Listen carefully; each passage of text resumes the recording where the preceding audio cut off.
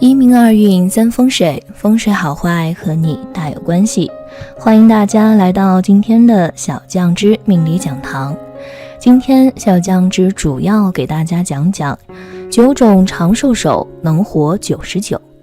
从人的手相可以看出很多问题，比如说一个人是否有疾病，身体哪方面需要保护，可以通过健康程度看出一个人的寿命有多久。那么如何通过手相看出哪些人寿命长，哪些人寿命短呢？今天小酱之就和大家说说。一、长寿手相的特征。一、生命线清晰深长。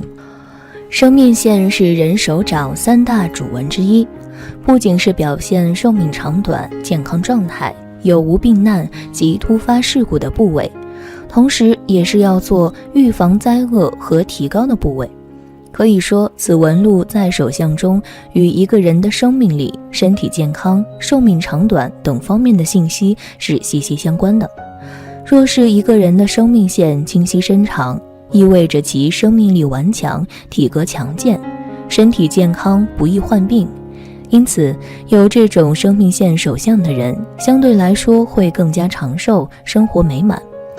2、生命线无分支。对于生命线来说，没有分支是更好的一种表现。手相中生命线无分支的人，身体都比较好，在他们的体内包含着各种病毒的抵抗力，让他们很难被病毒入侵到身体，比较少生病，身体会更加健康。他们积极运动，保持身体健康，生命自然而然也就更长了。3、手掌厚实饱满。从手相中，从一个人的手掌外形也能够看出其身体健康的信息，从而判断其寿命长短。一般来说，手掌饱满厚实，手背有肉，预示着有福气，财运好，还说明这类人的寿命很长，健康运势很不错，远离病痛，所以这也是预示长寿的手相之一。4、贵人线交叉。贵人线又称姊妹线，是在生命线的内侧，紧靠生命线，与生命线相互平行的线。若是一个人的贵人线呈交叉状，纹线深且清楚，代表有贵人运，往往事业有成，而且寿命也比较长。有此手相者会一生平顺，多子多孙，长寿喜乐。5、财运线没有断裂。财运线也叫水星线，是出于水星丘小指根部的短竖线，代表一个人的金钱运，也跟人的寿命有关。若是在手相中，水星线距离生命线只有一点点，是一条直线，中间没有断裂，表示这个人的身体很健康，消化呼吸器官状况都不错，这也是一种代表长寿的手相。6、手掌色泽红润有光泽。从个人面相的气色中可以知晓一个人的健康与寿命，同样从一个人手相的气色中也不能看出一个人的健康与寿命。如果一个人手掌的气色发黄发白，没有血色，这样的手掌多数意味着你身体健康不佳，寿命不长。但如果你手掌的色泽红润，手掌血气充足，则说明你个人的寿命很长，身体健康。7、掌心有痣。从相学上看，掌心的痣主富贵，有这种痣的人比较少见。掌心有痣的人绝大多数都是头脑十分聪颖的人，这类人懂得如何能够更好地规划人生，也十分理性地在各种需要选择的十字路口做出准确的判断。这样的人注定拥有精彩的人生，而且长命百岁。8、手腕线伸长。手腕线长而深，形状整齐，没有断痕，说明此人的思维清晰，工作能力强，有一定的魅力，既能将工作安排得有条不紊，还能将生活过得有滋有味。伴侣的条件十分优越，也十分注重家庭，双方生活在一起，婚姻幸福美满，工作生活等无忧，同时还会注重养生，自然会更长寿。9、食指与无名指一样长。食指与无名指一样长，是典型的福相。拥有这种手相的人，往往有着勃勃的雄心壮志，在事业和学业的路上都走得一帆风顺，在爱情方面亦是顺风顺水。在顺利的人生里，这种类型的人几乎不会经受灾难，生理和心理都始终保持着年轻和干劲儿，故而定能福寿双全。2. 短命手相的特征。1. 生命线很短。手相中的生命线是主要纹路之一，主要与我们的生命力是相关的，跟身体健康、寿命长短也有着密切的关联。生命线越是短的人，生命力越差，健康运势不好，身体的抵抗力也很弱，因此这样手相的人很容易被一些病魔困扰，身体也会出现各种各样的问题、疾病。可以说，生命线很短的人从小就是体弱多病。2. 生命线中间有缝隙。一般情况下，如果是生命线的纹路是连续的，那么一般都是不会中断的。但是有的人手中的生命线就不同了，这类人的生命线可能会出现中断的情况。生命线的纹路中间如果是有间隙的，但是后面又连上了，那这样的生命线也代表个人的健康运势不好，命中多病，主其人寿命不长，可能早逝。3. 生命线末端的心形纹。在生命线的末端出现了心形纹，这是一个非常凶的征兆。一般来说，这样的手相很可能不是自然死亡，比如说外出时遇到车祸等等，他们的生活充满了各种各样的意外，随时可能夺去他们的生命。因此，有这种手相的人，生活当中要注意。4. 生命线周围有很多细小的纹路。如果生命线周围有很多细小纹路的话，说明此人的抵抗力比较差，在他们成长的过程中，经常会受到疾病的干扰，给身体造成了很大的损害。即使长大成人，他们的身体机能也不是很好，经常会出现一些细微的毛病，比如感冒发烧或者头疼胸闷之类的毛病。这些情况也会引起比较大的病变，给生命带来影响，很可能会英年早逝。5. 健康线下垂碰到生命线。手相中的健康线，顾名思义是关系着我们身体健康的纹路。如果你手相中的健康线下垂且碰到了生命线，这样的手相说明你的健康运势也不好，很容易早逝短命，也容易因为健康方面的原因死于非命。其实有健康纹的人并不健康，而是健康出现了问题的预警。6. 智慧线上有星纹。许多人认为智慧线与我们的健康没有关系，但事实上，从智慧线中，我们也可以推断出一个人的寿命信息。如果一个人的智慧线上出现一个星纹，那么这个人有中风的迹象就会突然出现。因此，拥有星纹的智慧线的人需要时刻小心，他们应该注意养生，否则很有可能猝死。7. 智慧线向下弯曲。智慧线不仅与人的智慧有关，还与人的思想、心灵、精神状态等有关。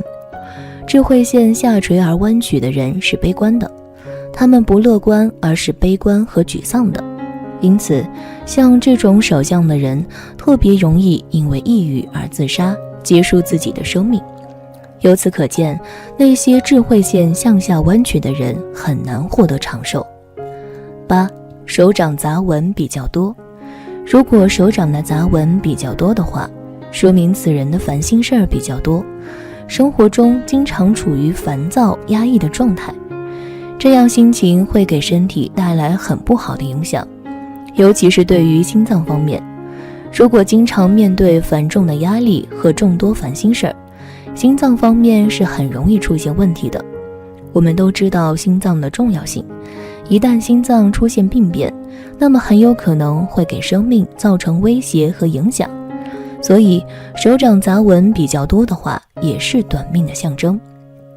刚刚说的短命手相仅是针对长寿手相而言的，当然手掌的掌纹会随着时间及生活状态的改变也会有一定的变化，同时也要结合其他地方的相来看，这样才能得出准确的结论。传统手相学可以根据一个人的手掌形象判断出一个人的富贵贫穷。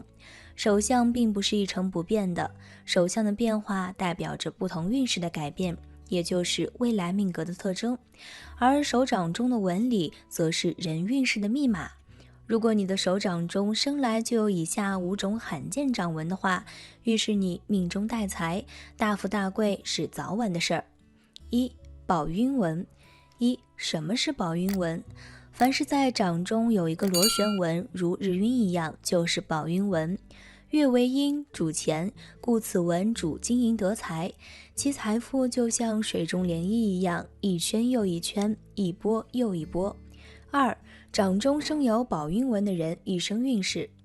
宝晕纹是一种比较罕见的特殊掌纹，掌中生有宝晕纹的人往往能遇难成祥，逢凶化吉，家运亨通，不是封侯拜相的大贵之相，就是钱财不愁的大富之相。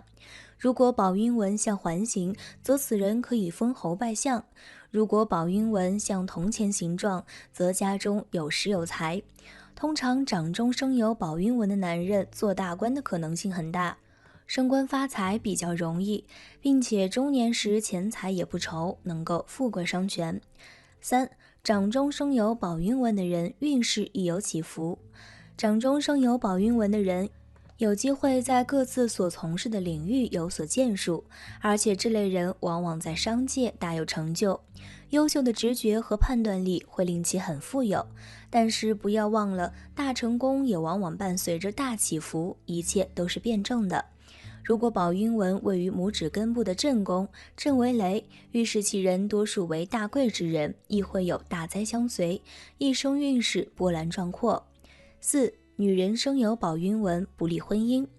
宝晕纹因为利于事业，所以女人拥有宝晕纹往往以不吉论，会很不利婚姻，多有三婚不止的倾向。尤其如果宝晕纹正好落在手掌的前宫，则有不利于家中男主人的倾向。2. 金花印纹。什么是金花印纹？手掌中有2个米字纹并排而立，视为金花印纹，一左一右或斜斜相对的不算作此纹。拥有金花印纹的人具有富贵发达的潜能，尤其是享社会名气，受人尊敬。女子易主嫁入豪门，或者嫁夫有贵气。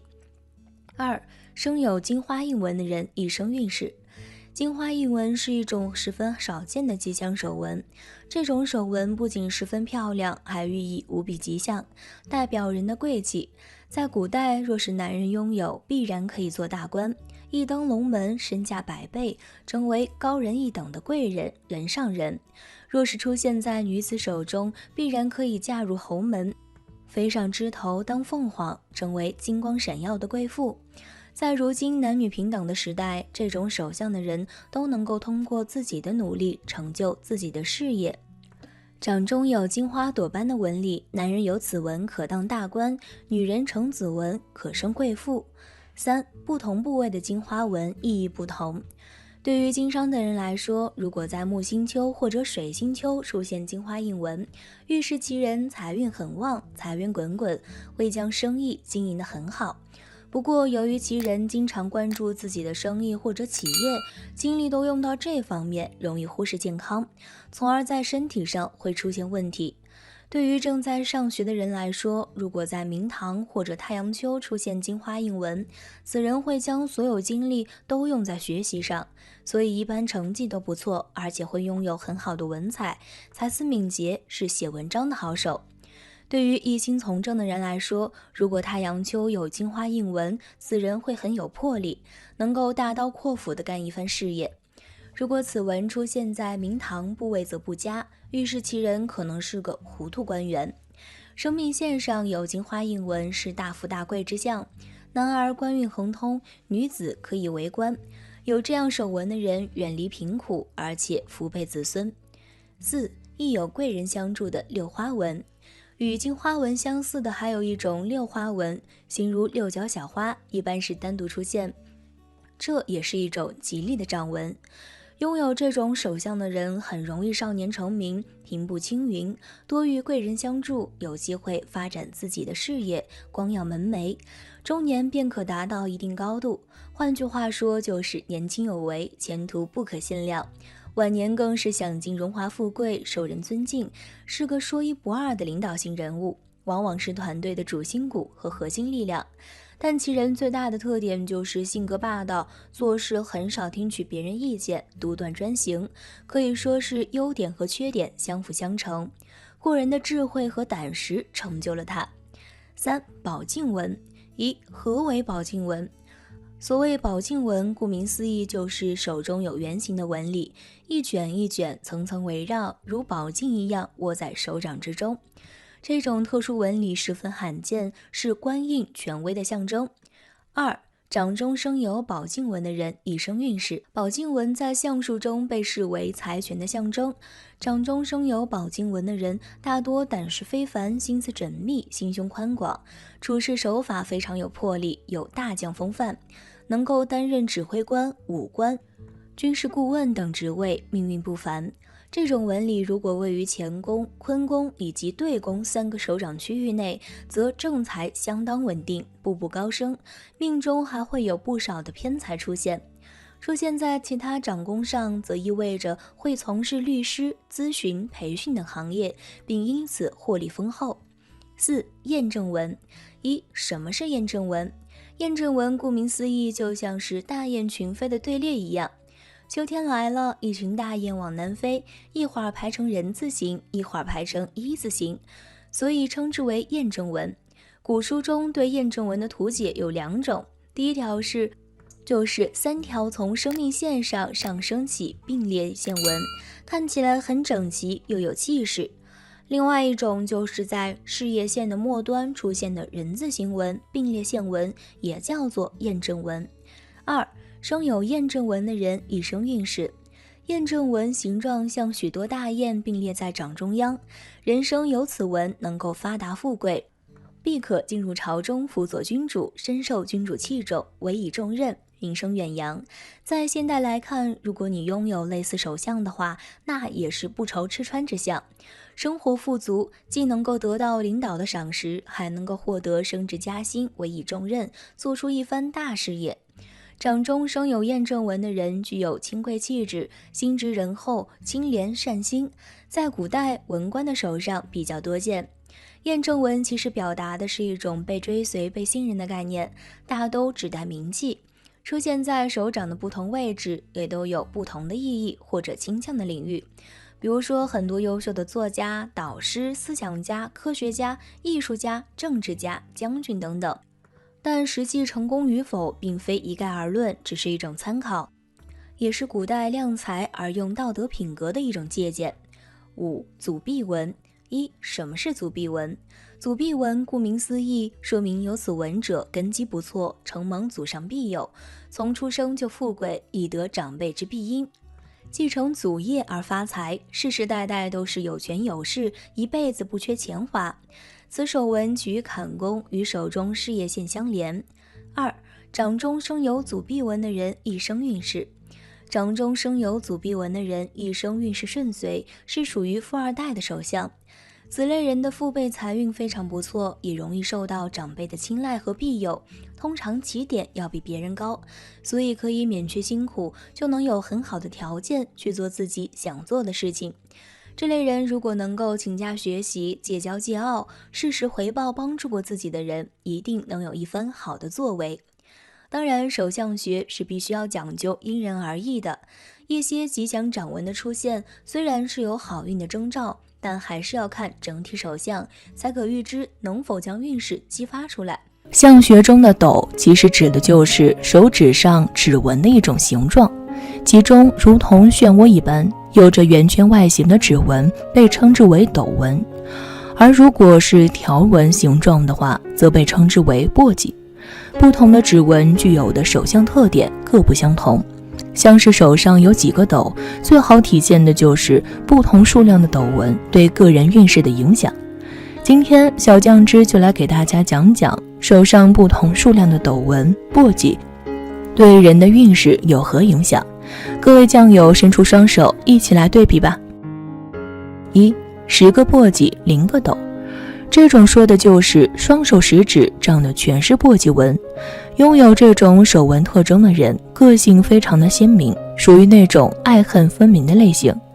为人处事方面非常的直率，不喜欢耍心机玩手段，也不喜欢巴结逢迎，个性非常的刚烈，处事光明磊落，能够赢得他人的好感和尊重，朋友缘较好，但是也很容易得罪小人，在工作中容易受人排挤，更加适合从事一些独立性比较强的事情，往往能够做得很好。2、9个簸箕1个斗。如果双手有9个簸箕纹和1个斗纹的话，这种人一般很有主见和魄力，而且进取心非常的强，意志力也比较的坚韧，天生属于那种做大事的人，即使遇到困难也不会退缩和逃避，反而是越做越勇。不过因为自身性格太过刚直的原因，不太善于处理人际关系，运气不是很好，想要获得成功需要付出比常人多很多的努力才可以。3、8个簸箕2个斗。如果双手只有2个斗纹的话，这种人大多性格非常的温和，心特乐观而开朗，亲和力非常的强，善于处理人际关系，人缘特别的好。不过这种人一般性格方面比较的犹豫，做事往往只顾眼前，缺乏远见和魄力，最终难成大事。若是这2个斗纹同时出现在一只手的话，运气会好很多，容易得到贵人的相助。虽然没有大富和大财，但日子还算可以。4、7个簸箕3个斗。食指中长有3个斗纹的人，一般来说头脑都比较的聪明，在为人处事方面既不失感情，又不乏理性，做事非常的灵活多变，在坚持公正的同时，也非常的注重人情，所以人缘会非常的好，与周围人的关系比较和谐，做事很有分寸，往往能够适应比较多样性的工作，也容易得到领导的赏识和提拔，得到下属的尊重和信赖。如果3个斗纹全长在同一只手上的话，运气会更好。5、6个簸箕4个斗。长有4个斗纹的人，一般情感丰富而细腻，在为人处事方面比较的感性。这种人一般很有才华，心思敏锐，属于比较有才的一类人。不过如果4个斗纹全部长在同一只手上的话，这种人就比较的自我，想法比较的复杂，喜欢凡事追求完美，表面看上去性格非常的开朗，其实内心特别的孤独。若是4个斗纹出现在2只手上的话，这种人一般比较的通情达理，为人处事方面也非常的低调，既有才能又不骄不躁，很受欢迎。6、5个簸箕5个斗。如果双手长有5个斗纹5个簸箕纹的话，这种人的内心世界特别的丰富多彩。如果5个斗纹出现在2只手上的话，这种人一般凡事讲究平衡，不喜欢得罪人，性情非常的温和，也很会关心和体贴他人，人际关系非常的好，事业和生活也不错。但若是5个斗全长在一只手上的话，这类人性格大多非常的要强，而且贪心，不知道满足，经常喜欢抱怨，总是对生活和事业不满意，人际关系不是很好，事业发展也很一般。7、4个簸箕6个斗。双手长有6个斗纹的人，一般内心的情感比较丰富，在做事方面感性要大于理性。如果双手斗纹数量相同的话，这种人一般性格开朗，但是特别的爱幻想，整天为了各种事情忧虑，缺乏安全感。如果右手斗纹比较多，这类人特别喜欢感情用事，没有全局观念，如果没有贵人相助的话，注定难成大事。如果左手斗纹较多，这种人一般很有野心，但想法太多，不能落地，年轻时容易碰壁，中年时能够成就一番事业。8、3个簸箕7个斗。长有7个斗纹的人，一般内心特别的脆弱敏感，也属于非常感性的一类人，不太善于交际和沟通。如果左手斗纹比较多的话，这种人一般脾气不是很好，性格稍显急躁，但是人很聪明，也很有毅力和恒心，善于筹谋，往往能够成就一番事业。若是右手斗纹较多的话，这种人就有些神经质了，人际关系也不是很好，做事缺乏想法和手段，很难获得成功。9. 2个簸箕8个斗。长有8个斗纹的人也属于感性的一类人，一生运气也不是太好。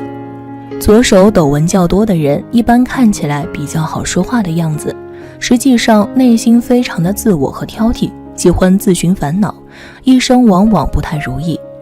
右手斗纹较多的人一般自尊心特别的强，其实也就是不自信，凡事不喜欢委曲求全，做事不够圆滑，运气也比较差。不过只要肯努力，还是可以成功的。若是双手斗纹一样多的话，这类人一般内心比较的善良，但是人际关系不是很好，想要成功的话也是非常困难的。10. 1个簸箕9个斗。如果一个人的双手长有9个斗纹和1个簸箕纹的话，这种人一般头脑非常的聪明，个人情感比较丰富，很有理想和抱负。如果右手斗纹较多的话，这种人喜欢空想，想法往往不切实际，难成大器。若是以左手为主的话，这种人一般内心善良，待人热情，做事积极主动，而且很有手段和方法，成功的几率比较的高。11. 0个簸箕10个斗。如果双手长有10个斗纹，没有1个簸箕纹的话，这种人大多属于那种外刚内柔的类型，表面上看起来非常的固执强硬，但其实内心非常的柔软，情感世界特别的丰富，对于外界的感知力比较强，很有艺术方面的天赋和能力，身边的贵人运非常的好，一生也比较的顺利。虽然挣钱能力不是很强，不能够获得大量的财富，但是往往能够赢得一定的名望和声誉。当然，仅从手上的指纹是很难准确判断一个人的具体运势，还需要结合身体的其他部位一起来看，并且后天的努力程度也会影响一个人的整体走势。如果天上不会掉馅饼，该付出的努力还是要付出的。相信大家都希望自己能够经过青年时的努力，到了老年的时候能够享福，而且不少人都清楚，老年享福的也就意味着这辈子都过得不错的。那么在面相学中，面相分析晚年享福的面相什么特征？下面我就给大家具体讲讲。1. 下巴饱满，下巴圆润丰满，并且鼻翼两边的法令纹较为宽广。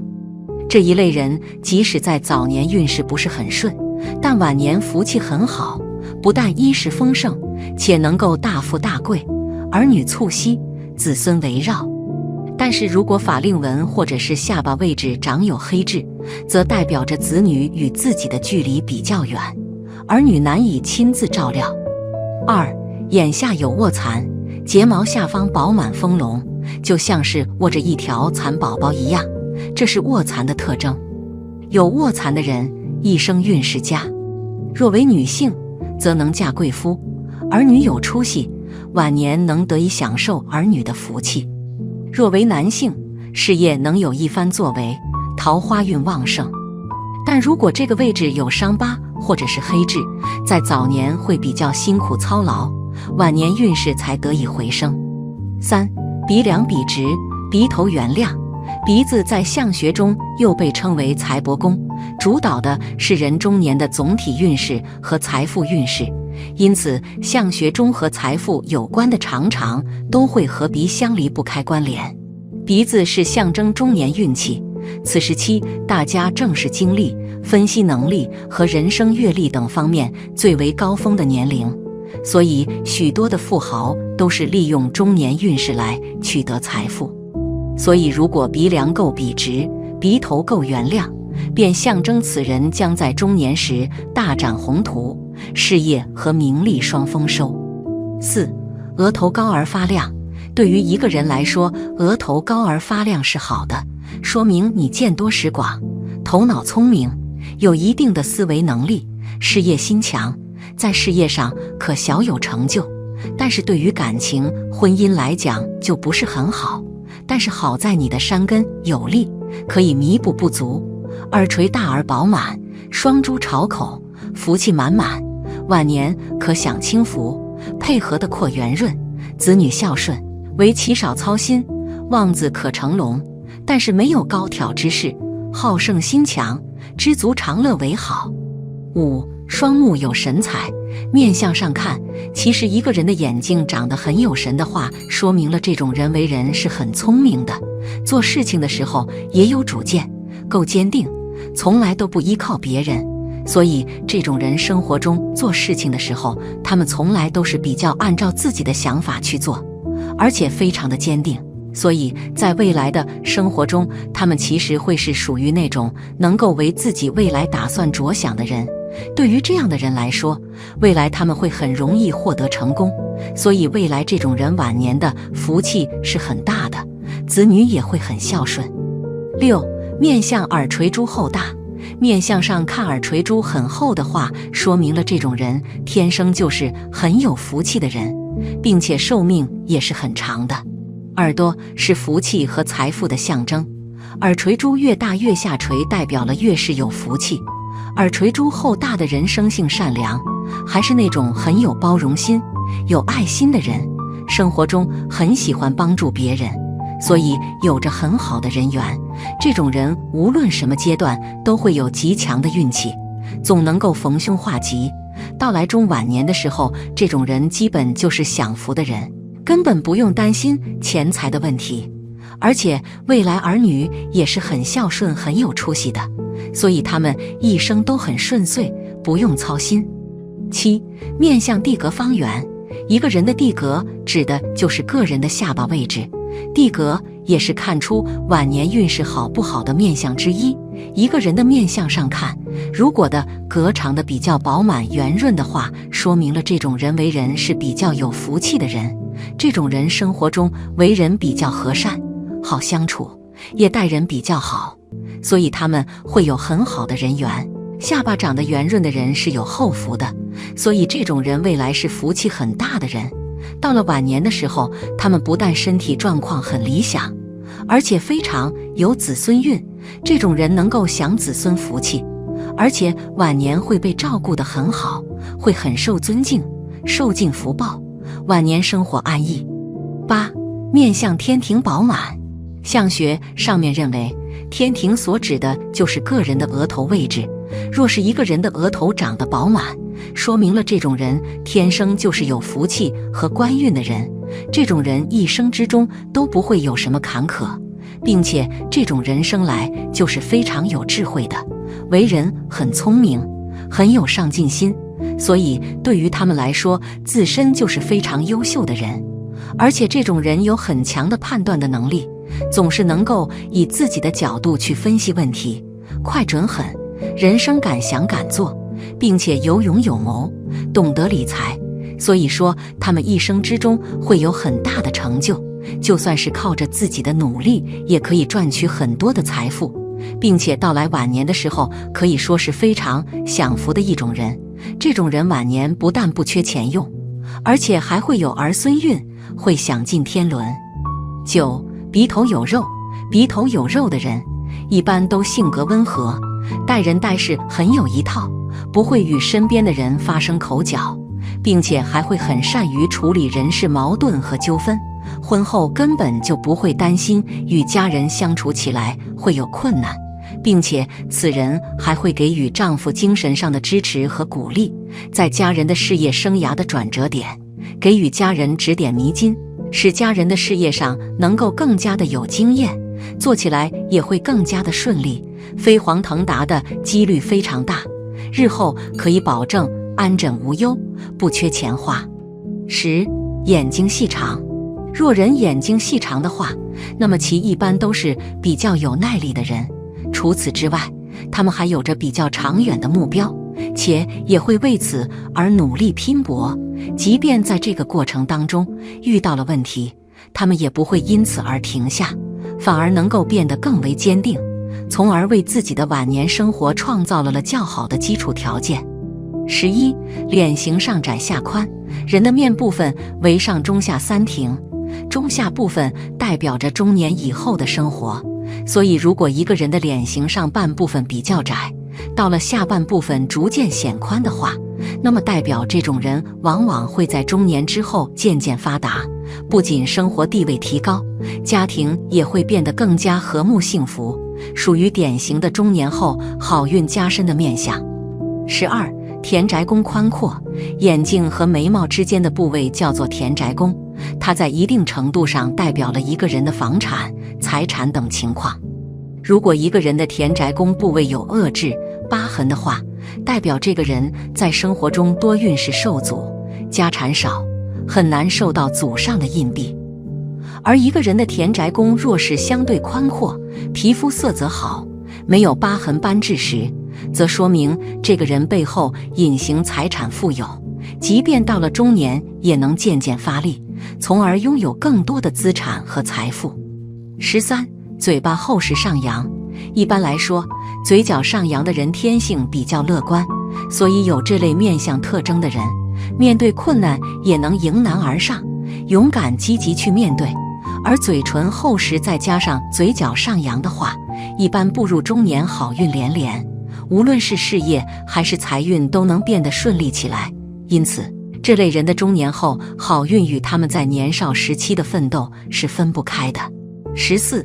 方脸且耳朵大，方形脸的人往往做事低调稳重，不会胡乱张扬，属于可靠型人格，因此他们会在事业和财富上往往早做规划积累，到了中年后自然变得更加顺利。如果方形脸再配上大大的耳朵，那么这种人就更有富贵和福分，中年之后运势更加上涨，财运稳赚不赔，事业步步高升，家庭愈加和睦幸福。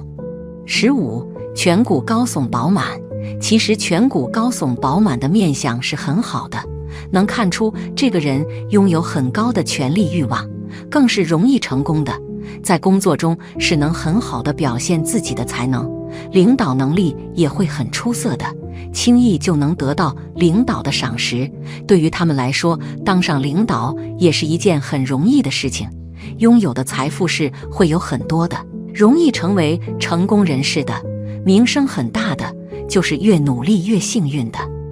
晚年能够享福的人并不是靠着运气的，这类人年轻的时候一定是经历过生活的风霜的，有的人是辛辛苦苦走过来的，当然了，也有的人一生都过得比较顺利。不管是哪种人，晚年有福可享，那么这类人一定是懂得好好珍惜生活的，这样的人自然是值得被生活所善待的，最后不过是拥有了自己该拥有的。好了，今天的分享到这里就结束了，希望大家能够喜欢，记得给小酱汁点点关注和小铃铛，小酱汁会继续给大家分享更多有趣的命理内容，我们下期再见。